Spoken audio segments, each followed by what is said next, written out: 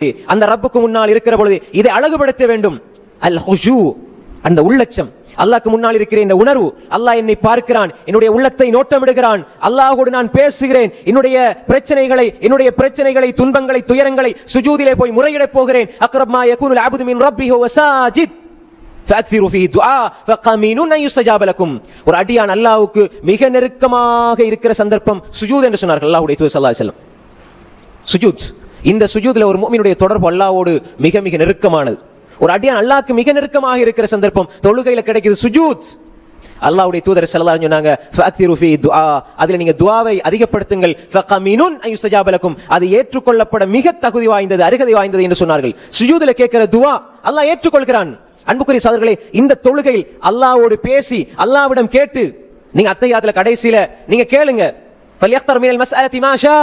அல்லாஹ்வுடைய தூதர் ஸல்லல்லாஹு அலைஹி வஸல்லம் சொன்னாங்க, நீங்க விரும்பின துஆவை கேளுங்க, அல்லாஹ்விடத்துல கேளுங்க.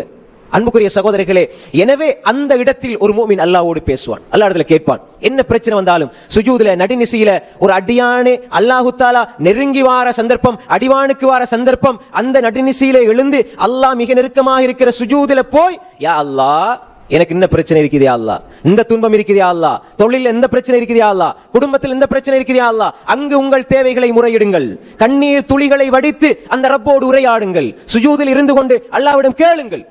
எத்தனை பேர் சுஜூதில் அல்லாஹ்வோடு பேசி இருக்கிறோம், சுஜூதில் தேவைகளை முறையிட்டு இருக்கிறோம். அல்லாஹ் தரக்கூடியவன்.